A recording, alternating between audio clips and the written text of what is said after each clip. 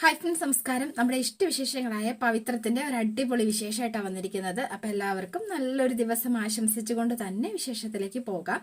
തുടങ്ങുമ്പോൾ തന്നെ കാണുന്നത് നമ്മുടെ ജീന വിക്രത്തിനെ ഉപദേശിക്കുകയാണ്. അപ്പൊ വിക്രത്തോട് ഇങ്ങനെ പല കാര്യങ്ങളും ഇങ്ങനെ സംസാരിച്ചു. അപ്പൊ വിക്രം പറഞ്ഞു, ഞാൻ അതിന് എന്താ ചെയ്തത് എന്നൊക്കെ ചോദിച്ചപ്പോ, വിക്രം, നിനക്ക് പെൺകുട്ടികളുടെ മനസ്സറിയില്ല. വിക്രമേട്ടൻ, നിങ്ങൾ ചെയ്യുന്നത് എന്താണെന്ന് അറിയോ വിക്രം? നിങ്ങൾ രണ്ട് പെൺകുട്ടികളുടെ ജീവിതമാണ് നശിപ്പിക്കുന്നത്. അതിനു വേണ്ടിയിട്ട് ശരിക്കും പറഞ്ഞാൽ വിക്രമേട്ടൻ ചെയ്യുന്നത് എന്താന്ന് ചോദിച്ചിട്ടുണ്ടെങ്കിൽ, താലി കെട്ടിയ ഒരു പെണ്ണിനെ വീട്ടിൽ കൊണ്ടുവച്ച് അവളുടെ ജീവിതം നശിപ്പിച്ചു. പിന്നെ അവൾക്ക് അല്ലെങ്കിൽ രാധയ്ക്ക് ആഗ്രഹങ്ങളും മോഹങ്ങളും കൊടുത്ത് അവളുടെ ജീവിതവും നശിപ്പിച്ചു. അങ്ങനെ രണ്ടു പേരുടെ ജീവിതമാണ് വിക്രമേട്ടൻ കാരണം ഇപ്പം നശിച്ചുകൊണ്ടിരിക്കുന്നത് എന്ന് പറഞ്ഞു. ഞാൻ എന്ത് ചെയ്യണം എന്നാ ജീന നീ പറയണത് എന്ന് ചോദിച്ചപ്പോ വേഗം തന്നെ, അതെ, മറ്റൊന്നുമല്ല, ആദ്യം തന്നെ ജീവിതത്തിൽ ഒരിക്കൽ പോലും ഇനി വിക്രമേട്ടന്റെ ജീവിതത്തിലേക്ക് കടന്നു വരാൻ കഴിയില്ല എന്ന് രാധയ്ക്ക് സ്വയം ബോധ്യപ്പെടണം. അവൾ അത് കണ്ടു തന്നെ മനസ്സിലാക്കണം. വിക്രമേട്ടനും വേദയും അവളുടെ മുന്നിൽ ജീവിച്ച് കാണിക്കണം. നിങ്ങളുടെ സ്പേസിലേക്ക് ഒരിക്കലും കടന്നു വരാൻ പറ്റില്ല എന്ന് അവക്ക് ബോധ്യമാവണം. അവള് മനസ്സിലാക്കും ഇത്രയും കാലം റിയലാന്ന് കരുതി ജീവിച്ചത് കനവിലാണെന്നും അത് ഇനി ജീവിതത്തിൽ ഒരിക്കലും സംഭവിക്കില്ല എന്നും അവള് പതുക്കെ ആ ഒരു സ്വപ്നം മറന്നോളും. പക്ഷെ അതിലേക്ക് എത്തിക്കാൻ വിക്രമേട്ടന് മാത്രമേ കഴിയൂ, അത് ഉറപ്പാ എന്ന് ജീന പറഞ്ഞു. വിക്രമേട്ടനൊന്ന് ആലോചിക്കാൻ, ഞാൻ ഇറങ്ങാ എന്ന് പറഞ്ഞ് ജീന എല്ലാവരോടും യാത്രയൊക്കെ പറഞ്ഞ് അവിടെ നിന്ന് ഇറങ്ങാണ്. വിക്രത്തിന്റെ ശരിക്കും ചങ്കി കൊണ്ടു എന്ന് തന്നെ പറയാം. ഒന്നാമത് മാലതി ചേച്ചിയുടെ വർത്തമാനം, പിന്നെ രാധ, പിന്നെ ജീന. ആകെ കൺഫ്യൂസ്ഡ് ആയി വിക്രം. എന്താ ചെയ്യേണ്ടതെന്ന് ഇങ്ങനെ ആലോചിച്ചിങ്ങനെ ഇരിക്കുകയാണ് കേട്ടോ. പിന്നെ കാണും നമ്മുടെ വിശ്വത്തിനെയാണ്. വിശ്വ നമ്മുടെ സാധനം വാങ്ങിക്കാൻ ബ്രെഡ് വാങ്ങാനായിട്ട് കടയിലെത്തിക്കുകയാണ്. മഹേഷേ, ഒരു പാക്കറ്റ് ബ്രെഡ്. കടക്കാരൻ ശ്രദ്ധിച്ചു പോലുമില്ല. അവിടെ നിന്ന് ആൾക്ക് എല്ലാം എടുത്തു കൊടുത്തു കേട്ടോ. അപ്പൊ അടുത്തയാള് വന്നു, അടുത്തയാൾക്കും എടുത്തു കൊടുത്തു. ഞാൻ പറഞ്ഞത് കേട്ടില്ലാന്നുണ്ടോ? എന്റെ പൊട്ട ചെവിയൊന്നും അല്ല എന്ന് പറഞ്ഞു. അപ്പം ഇവനും ബോട്ടിലും വെള്ളവും ഒക്കെ എടുത്തു കൊടുത്തിട്ടും കൊടുക്കുന്നില്ല. പിന്നെ ഞാൻ പറഞ്ഞത് കേട്ടിട്ട് എന്താ മൈൻഡ് ചെയ്യാത്തത്? നിന്റെ അച്ഛന്റെ വായിരിക്കുന്നത് കേൾക്കാൻ എനിക്ക് വയ്യ, അതുകൊണ്ടാ എന്ന് പറഞ്ഞു. അതെ, പണ്ട് സ്കൂളിൽ പഠിച്ചിരുന്ന കാലത്ത് ഡെയിലി ചീത്തവിളിയായിരുന്നു. ഈ പ്രായത്തിൽ കൂടി അത് കേൾപ്പിക്കല്ല എന്റെ വിശ്വ. ഈ പരിസരത്ത് ഒരു കടയിൽ നിന്നും തനിക്ക് ഒരു സാധനവും തരരുതെന്ന തന്റെ അച്ഛൻ പറഞ്ഞിരിക്കുന്നത്.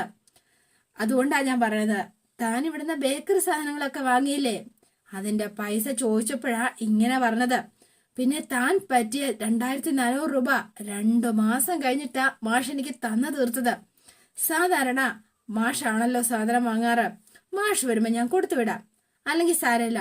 ഒരു പാക്കറ്റ് ബ്രെഡിന്റെ വിഷയമല്ല വിശ്വ, അത് വേണമെങ്കിൽ ഞാൻ തനിക്ക് ഫ്രീ ആയിട്ട് തരാം. പക്ഷെ കാര്യം തനിക്ക് മനസ്സിലായല്ലോ അല്ലേ എന്ന് ചോദിച്ചു. ബ്രെഡ് വേണേ അവിടെ ഇരിപ്പുണ്ട്, എടുത്തോ. കുറച്ചു നേരം വിശ്വം നോക്കി നിന്നിട്ട് ആകെ അടി കിട്ടിയ പോലെ ആയി ആൾക്ക്. വേണ്ട എന്ന് പറഞ്ഞോണ്ട് വിശ്വം അവിടുന്ന് തല താഴ്ത്തി ഇറങ്ങാണ്.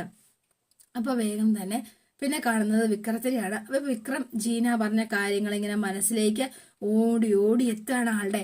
അപ്പം എന്താ ചെയ്യേണ്ടത്, എങ്ങനെയാ ഇത് പരിഹരിക്കേണ്ടതെന്ന് വിക്രത്തിന് അറിയില്ല. അപ്പം എന്നെ കാണുന്നത് നമ്മുടെ ജോസഫ് ചായ എടുത്തോണ്ട് വന്നു. അപ്പൊ അത് രാജേട്ടന് കൊടുത്തു, അനിയൻകുട്ടനും ഉണ്ട്. ജീന വന്ന ശേഷം നീ ഭയങ്കര ഡൗൺ ആണല്ലോടാ വിക്രം, ആർക്കും ഉപദേശിച്ചു പോകാൻ പറ്റും, നീ അത് വിട്ടേരെ എന്ന് പറഞ്ഞു അനിയൻകുട്ടൻ. ജീന വന്ന് പറഞ്ഞതില് കുറച്ച് കാര്യമില്ലേ? ശരിക്കും രാജേട്ടൻ പറയണത് ജീന പറയുന്നത് പോലെ വേദയോടൊപ്പം ജീവിക്കണം എന്നാണ് രാജേട്ട. രാധ ഒഴിവാകണമെങ്കിൽ അങ്ങനെ തന്നെ വേണം. അങ്ങനെ ചെയ്ത രാധ എന്നേക്കുമായി ഒഴിഞ്ഞു പോകാൻ തീരുമാനിച്ചാലോ? എടാ, ഞാൻ ഉദ്ദേശിച്ചത് അത് തന്നെയാ. അതൊരു വകതിരിവില്ലാത്തൊരു പെണ്ണത്. ആ പെണ്ണ് എന്തെങ്കിലും ചെയ്താ അത് നിന്റെ തലയിലാവും. ജോസഫേ, നീ ഇങ്ങനെ പേടിപ്പിക്കല്ലേ. പേടിപ്പിച്ചതല്ല രാജേട്ടാ, അങ്ങനെ സംഭവിക്കാൻ സാധ്യതയുണ്ടെന്ന് പറഞ്ഞതാ. അപ്പൊ എന്ത് സാധ്യതയുണ്ടെന്നാ നീ പറയണത്? ഒറ്റ സാധ്യത മാത്രം എന്ന് പറഞ്ഞു അനിയൻകുട്ടൻ. വേദ കയറി വന്നതുപോലെ തന്നെ സ്വയം ഇറങ്ങിപ്പോണം, അത് ഈ ജന്മത്ത് നടക്കാൻ പോകുന്നതുമില്ല എന്ന് പറഞ്ഞു. അപ്പൊ വിക്രം വീണ്ടും ആലോചിച്ച് ഇങ്ങനെ ഇരിക്കുകയാണ്. അപ്പൊ എന്താ ചെയ്യേണ്ടെന്ന് ആള് ധർമ്മസങ്കടത്തിലായി. വിഷു ആണെങ്കിൽ അതേ കടയിൽ പോയിട്ട് തിരിച്ചു വരുമ്പോഴാണ് അവിടെ വഴി വെച്ച് ജോയിയെ കാണുന്നത്. ആ വിഷു, എന്താടാ, ബാക്കി 3000 കയ്യിലുണ്ടോ? എന്റെ കയ്യില്. എന്നാ എടുത്തു, ആ കടമങ്ങ് തീർന്നോട്ടെ എന്ന് പറഞ്ഞു. എന്റെ പൊന്നു ജോയി, അത് കൂടെ ചേർത്ത് ഞാൻ പിന്നെ തന്നോളാം. ഒരു 2000 കൂടി നീ തൽക്കാലം മറിക്കാൻ തരുവോ? അയ്യോടാ, അത്രയ്ക്കൊക്കെ എടുത്തു മറിച്ചാ നിനക്ക് താങ്ങാനുള്ള ഹെൽപ്പ് ഉണ്ടോടാ വിശ്വം? ബാക്കിയുള്ള 3000 നീ വേഗം തരാൻ നോക്ക്, അല്ലെങ്കിൽ ഞാൻ വീട്ടിലേക്ക് ഒരു വരവ് വരും. അതുകൊണ്ടാ വൈഫിന് സുഖമില്ല, ഡോക്ടറെ കാണിക്കണം. നീ കൊണ്ടുപോയിക്കോ, നിന്റെ ഭാര്യയല്ലേ, പിന്നെ എനിക്കെന്ത് തടസ്സം? 1000 രൂപയെങ്കിലും താടാ, ഉടനെ തിരിച്ചു തരാം. നീ 100 200 പല തവണ വാങ്ങിയിട്ടുണ്ട്, ഞാൻ അതിനെ കണക്ക് വെച്ചിട്ടില്ല. പക്ഷെ 10,000 തിരിച്ചു കിട്ടില്ല എന്ന് ഉറപ്പായപ്പോഴാ ഞാൻ കിട്ടിയതാട്ടെ എന്ന് പറഞ്ഞ് പിടിച്ചു വാങ്ങിയത്. ഇനി ഞാൻ തരില്ല. നീ വെറുതെ മര്യാദയ്ക്ക് ആ കാശൂടെ തന്ന് ഉള്ള മാനം കളയാതിരിക്കുക, അതാ നല്ലത്. ജോയി, ഒരു 200 രൂപയെങ്കിലും താടാ മരുന്ന് വാങ്ങാൻ. ഇറക്കാനാണെങ്കിൽ വല്ല പള്ളിയുടെയും അമ്പലത്തിന്റെയും മുന്നിൽ പോയി നിൽക്ക്, ഇതിലും നല്ലതാ എന്ന് പറഞ്ഞ് അപമാനിച്ചിട്ട് ജോയി അങ്ങ് പോയി കേട്ടോ. വിശ്വത്തിന് ഭയങ്കര കുറച്ചിലായിപ്പോയി. വിശ്വം വരുന്നു കണ്ടപ്പോ വേഗം തന്നെ നമ്മുടെ ശ്രീജ നെറ്റിയിൽ തുണിയൊക്കെ നനച്ചിട്ടിട്ട് കിടക്കാനായിട്ടൊക്കെ തുടങ്ങുവാണ് കേട്ടോ. അപ്പോഴാണ് വരുന്നത്. ആ, വിശ്വേട്ടൻ എത്തിയോ? വേദ ഒരു കട്ടൻ ചായ വെച്ച് തന്നോ? ബ്രെഡ് ഇവിടെ വിശ്വേട്ടാ? അത് പിന്നെ വേദയുടെ കൈ കൊടുത്തോ? അത് ബ്രെഡ് വാങ്ങിയില്ലേ? അതെന്താ എന്ന് ചോദിച്ചോ. ഞാൻ ചോദിച്ചാല് ഒന്നും കൊടുത്തു പോവരുതെന്ന് അച്ഛൻ പറഞ്ഞിട്ടുണ്ടത്രേ എന്ന് പറഞ്ഞു. വേണമെങ്കിൽ ഫ്രീ ആയിട്ട് തരാമെന്ന്. അത് ഞാൻ വാങ്ങാൻ നിന്നില്ല. അപ്പോ മരുന്നോ? മെഡിക്കൽ ഷോപ്പിൽ നിന്നും ഒന്നും തരില്ല എന്ന് പറയുമെന്ന് കരുതി ഞാൻ കയറിയില്ല എന്ന് പറഞ്ഞു. ആ, സത്യം പറഞ്ഞാല് 10 രൂപ പോലും എന്റെ കയ്യിലില്ല ശ്രീജെ എന്ന് പറഞ്ഞു. അപ്പൊ ഇങ്ങനെ അടുത്തിരുന്നിട്ട് ജോയിയെ കണ്ടു. പലിശക്കാണെങ്കിൽ ഞാൻ കുറച്ച് രൂപ വാങ്ങാമെന്ന് കരുതി, പക്ഷെ കിട്ടിയില്ല. ഇറക്കാനാണെങ്കിൽ വല്ല അമ്പലതടയിലും പോയിരുന്നൂടെ എന്ന് അവൻ എന്നോട് ചോദിച്ചു. ഒരാള് സഹായിക്കാനില്ലാത്തപ്പോ നമ്മൾ രണ്ടാളും വല്ല അനാഥാലയത്തിലേക്ക് മാറേണ്ടി വരും അല്ലേ വിശ്വേട്ടാ? ഉള്ളതുകൊണ്ട് ഭക്ഷണം കഴിക്കുന്നു, വീടുള്ളതുകൊണ്ട് കേറി കിടക്കുന്നു. കഴിഞ്ഞ ഓണത്തിന് ഓണത്തിനൊരു സാരി എടുക്കാൻ പോലും അമ്മയുടെ കയ്യിൽ നിന്ന് കാശ് വാങ്ങേണ്ടി വന്നില്ലേ എന്ന് ചോദിച്ചോ. ഇപ്പൊ സങ്കടപ്പെട്ടുകൊണ്ട് എന്ത് കാര്യം വിശ്വേട്ടാ? വിശ്വേട്ടൻ വന്ന വേദയൊന്ന് കാണണോന്ന് പറഞ്ഞിട്ടുണ്ട്. അവൾ അപ്പുറത്തുണ്ട്, വേഗം ചെന്ന് സംസാരിച്ചിട്ട് വാ, ഞാനൊന്ന് കിടക്കട്ടെ, എന്ന് പറഞ്ഞ വിശ്വത്തിനെ ഉന്തി തള്ളി വേദയുടെ അടുത്തേക്ക് വിട്ടു. വേണ്ട, ഇരുന്നു എന്നൊക്കെ പറഞ്ഞു വേദ ചെന്നപ്പോ എഴുന്നേറ്റപ്പം മരുന്നും ബ്രെഡും വാങ്ങാൻ പോയിട്ട് വെറും കയ്യോടെ മടങ്ങി വന്നു അല്ലേ? ഒരു പാക്കറ്റ് ബ്രെഡും പിന്നെ എന്താ പറയാ, ഒരു സെറ്റ് പാരസിറ്റാമോളും, ഒരു 100 രൂപയുടെ ആവശ്യം. പക്ഷെ ഈ കാലത്ത് 100 രൂപ എന്ന് പറയുന്നത് സ്കൂളിൽ പോകുന്ന കുട്ടികളുടെ പാക്കറ്റ് മണിയായിട്ട് പോലും ഉണ്ട്. പക്ഷെ വിശ്വേട്ടന് അത് സംഘടിപ്പിക്കാൻ പറ്റിയില്ല അല്ലേ? ആരെങ്കിലും പറഞ്ഞ വിശ്വസിക്കാൻ തോന്നുന്നുണ്ടോ? പെട്ടെന്നൊരാവശ്യം വന്നപ്പോ ഉണ്ടായില്ല. പണം കയ്യിലുണ്ടാവില്ലല്ലോ. നമ്മൾ നടക്കുന്ന ജോലിക്ക് പ്രതിഫലമായിട്ട് കിട്ടുന്നതല്ലേ പണം. ഒരു ജോലിയും ചെയ്യാതിരിക്കുന്ന ആളുടെ കയ്യില് എങ്ങനെ കാശുണ്ടാവാനാ? ഞാൻ ഒരുപാട് ജോലിക്ക് പോയിട്ടുണ്ട് വേദ, ശ്രമിച്ചിട്ടുണ്ട്. പക്ഷെ ഒന്നും മുഴുവനാക്കിയിട്ടില്ല. എന്താ, ശരിയല്ലേ? പനിക്കുള്ള മരുന്ന് വാങ്ങാൻ പോലും ഇപ്പൊ വിശ്വേട്ടന്റെ കയ്യിൽ കാശില്ല. നാളെ ഇതിലും വലിയൊരു ആവശ്യം വന്നാൽ എന്ത് ചെയ്യും എന്ന് ചോദിച്ചു. മനുഷ്യനല്ലേ, എന്തും സംഭവിക്കാലോ. അങ്ങനെയൊന്നും ഉണ്ടാവില്ല. അതെങ്ങനെ? നാളെ വിശ്വേട്ടന് തന്നെ എന്തെങ്കിലും സംഭവിച്ചാൽ നമ്മുടെ ശ്രീജേടത്തി എന്ത് ചെയ്യുമെന്നാണ് വിശ്വേട്ടൻ കരുതി വെച്ചിരിക്കുന്നത്?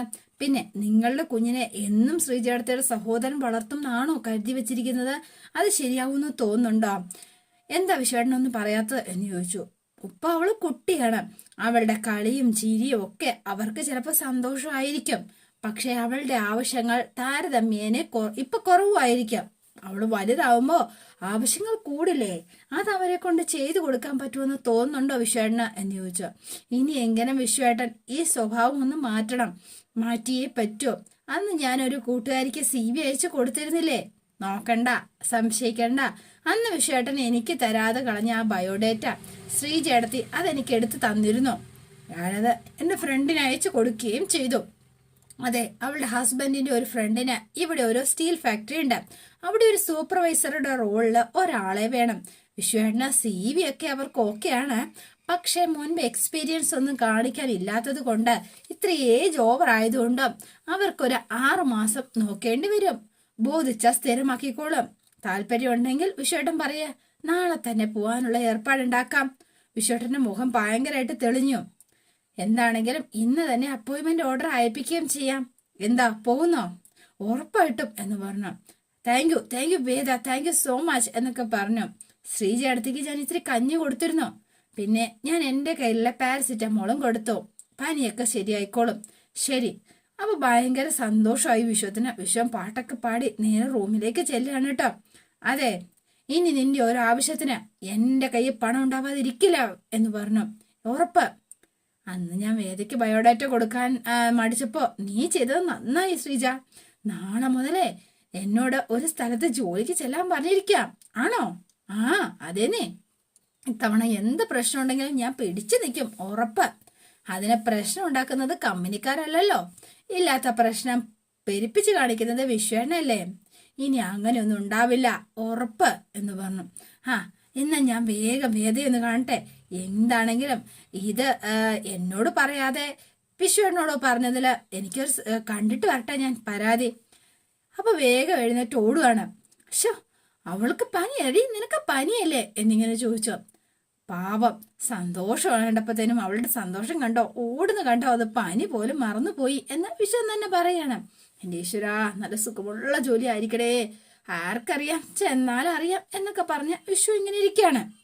പിന്നെ കാണുന്നത് രാത്രിയായപ്പോ വേദ ഫുഡുമായിട്ട് വിക്രത്തിന്റെ അടുത്തേക്ക് ചെല്ലുകയാണ്. ആള് പുതച്ചു മൂടി കിടപ്പാണ്. ഇപ്പൊ ഇങ്ങ് വന്നതേ ഉള്ളല്ലോ. അതിനു മുൻപ് ആൾ ഉറങ്ങിയോ? വിക്രമാദിത്യൻ എന്ന് വിളിച്ചു. അനങ്ങിയില്ല. ഏയ് ഗുണ്ട എന്ന് വിളിച്ചപ്പോ വേഗം ചാടി എണീറ്റു. അതാണ് ശരിക്കും അർഹിക്കുന്ന രീതിയിലെ മനുഷ്യനെ അഭിസംബോധന ചെയ്യാവോന്ന് എന്റെ അച്ഛൻ എന്നെ പിടിപ്പിച്ചിട്ടുണ്ട്. അർഹിക്കാത്തടുത്ത് ചെന്ന് അധികപ്പറ്റായിട്ട് ജീവിക്കരുതെന്ന് നിന്റെ അച്ഛൻ പഠിപ്പിച്ചിട്ടില്ലല്ലോ. അത് കഷ്ടായിപ്പോയി. അവിടെ നിങ്ങൾക്ക് തെറ്റിപ്പോയി വിക്രം.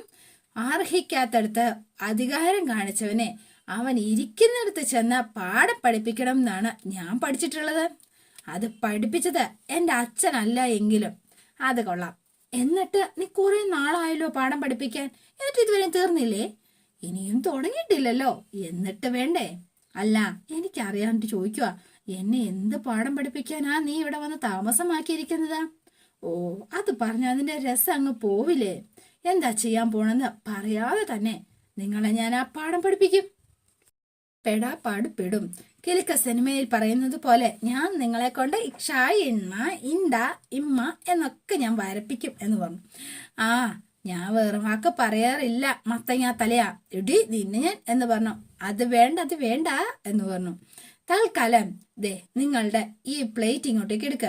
എന്നിട്ട് ദേ ഈ ചോറും കൂട്ടാനും കൂടി അങ്ങ് കുഴച്ചങ്ങോട്ടേക്ക് വിഴുങ്ങ. നിന്റെ പറച്ചിൽ കേട്ടാ തോന്നും നിന്റെ വീട്ടിൽ വന്ന് ഞാൻ കൂടികിടപ്പ് കിടക്കുമെന്ന്. ഇത് എന്റെ വീടാ. ഇവിടുത്തെ അടുക്കളയിൽ നിന്ന് ഭക്ഷണം കഴിക്കാൻ നിന്റെ ഔദാര്യം ആവശ്യമില്ല. ആണോ? എന്നിട്ടെന്തേ എല്ലാവരും ഭക്ഷണം കഴിക്കുന്ന സമയത്ത് അങ്ങോട്ടേക്ക് വരാതിരുന്നത്? എന്തു പറ്റി എന്ന് ചോദിച്ചു. ഈ ഭക്ഷണം ഉണ്ടാക്കാൻ വിയർപ്പൊഴുക്കുന്ന മനുഷ്യൻ അവിടെ ഉണ്ട് എന്നുള്ള പേടിയാണോ എന്ന് ചോദിച്ചു. അപ്പം മിണ്ടുന്നില്ല. നിങ്ങൾക്ക് ഭക്ഷണം കൊണ്ട് ഊട്ടുന്നതില് നിർവൃതി ഉണ്ടായിട്ടൊന്നുമല്ല എന്ന് പറഞ്ഞു. അമ്മയാ പറഞ്ഞത് ഭക്ഷണം കൊണ്ട് കൊടുക്കണം എന്ന്. അതുകൊണ്ട് ഞാനൊന്ന് കൊണ്ടുവന്നു എന്ന് മാത്രം. നിന്റെ ആദ്യത്തെ അജണ്ട അതായിരുന്നല്ലോ, അമ്മയെ എന്നിൽ നിന്ന് അകറ്റുക എന്നുള്ളത്.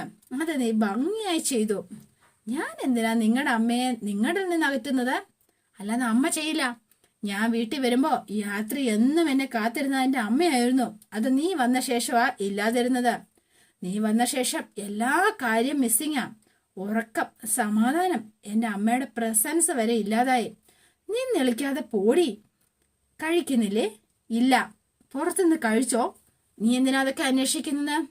രാത്രി നിങ്ങൾ പുറത്തുനിന്ന് കഴിക്കില്ല എന്ന് എനിക്കറിയാം, അതുകൊണ്ട് ചോദിച്ചോന്നേ ഉള്ളൂ. അത്താഴപ്പട്ടിണി കിടക്കരുതെന്ന് അമ്മ പ്രത്യേകം പറഞ്ഞു, അതുകൊണ്ട് വന്നതാ. നാ വഴി പോയിക്കോ. ആയിക്കോട്ടെ, പട്ടിണി കിടക്കാനാ നിങ്ങളുടെ യോഗമെങ്കിൽ അങ്ങനെ തന്നെ ആട്ടെ എന്ന് പറഞ്ഞ് ഇതും ചുമന്നോണ്ട് വന്ന് എന്നെ പറഞ്ഞാൽ മതി എന്ന് പറഞ്ഞ് വേദ പീർപിറുത്തോണ്ട് എടുത്തോണ്ട് അങ്ങ് പോവാണ് കേട്ടോ. കുറച്ചു നേരം നോക്കിയിരുന്നു. വേദ നേരെ വന്നു കാലത്തിലേക്ക് കഞ്ഞിയൊക്കെ തട്ടിയിട്ടിട്ട് വെള്ളം ഒഴിക്കാണ് കേട്ടോ. അപ്പൊ ശ്രീജ വന്നപ്പോ, ഇതെന്താ നീ വെള്ളം ഒഴിക്കുവാണോ കഞ്ഞിയില്? വിക്രം കഴിച്ചിട്ടില്ല എന്ന് പറഞ്ഞു. മര്യാദയ്ക്ക് ഞാൻ ഭക്ഷണം കൊണ്ട് കൊടുത്തപ്പോ ഭയങ്കര അഹങ്കാരം. എന്തിനാ വെറുതെ എടുത്തു വെച്ച് ഭക്ഷണം കേടാക്കുന്നത്? നാളെ ചൂടാക്കി നമുക്ക് കഴിക്കാമല്ലോ. അവൻ ദേഷ്യത്തിൽ പറഞ്ഞതായിരിക്കും മോളെ. എന്നാ അതേ ദേഷ്യം എനിക്കും ഉണ്ടെന്ന് വിചാരിച്ചോട്ടെ. ദേഷ്യമോ അതോ വിക്രം കഴിക്കാത്തതിന്റെ പിണക്കോ? അയ്യോടാ, ഞാൻ എന്തിനെ പിണങ്ങണം? ഇത് ദേഷ്യം തന്നെയാ. അമ്മ പറഞ്ഞതിന്റെ പേരില് ഞാൻ റൂമിൽ പോയതിന്റെ അമ്മ പറഞ്ഞത് കൊണ്ട് മാത്രം ഞാൻ പോയത്. എന്നിട്ട് എന്നോട് ഇങ്ങനെ പെരുമാറിയത് കൊണ്ടുള്ള ദേഷ്യം തന്നെയാ കാരണം, അല്ലാതെ പിന്നെ എന്ന് പറഞ്ഞു. വിക്രം ചീത്ത പറഞ്ഞോ? പോത്ത് മുക്രയിടുന്നത് പോലല്ലേ അയാൾക്ക് സംസാരിക്കാൻ അറിയൂ? അപ്പൊ ശ്രീജ ചിരിക്കാണ് കേട്ടോ. ഏട്ടത്തി പോയി കിടന്നോ, ഞാൻ ഉറങ്ങാൻ പോവാ.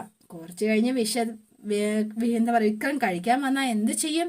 വെള്ളം പിഴിഞ്ഞിട്ടങ്ങ് വാരി കഴിച്ചോളും എന്ന് പറഞ്ഞു.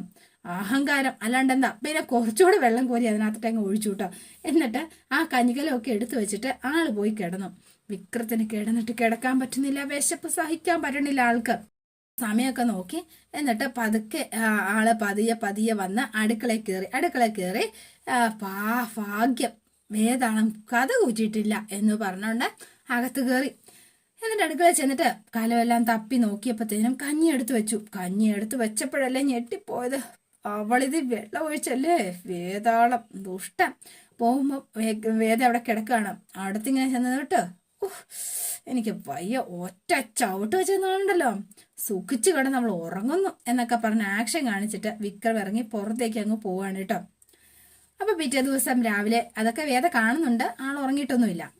പിറ്റേ ദിവസം രാവിലെ നമ്മുടെ ശ്രീജ ഭയങ്കര സന്തോഷത്തിലാണ്. ആള് പൊതിച്ചോറ് കെട്ടുന്ന തിരക്കിലാണ് കേട്ടോ. അപ്പൊ വേദ അങ്ങോട്ടേക്ക് വന്നു. വിശ്വേട്ടന് ഉച്ചയ്ക്കുള്ള ഭക്ഷണമാ. എന്തൊക്കെയുണ്ട് വിഭവം?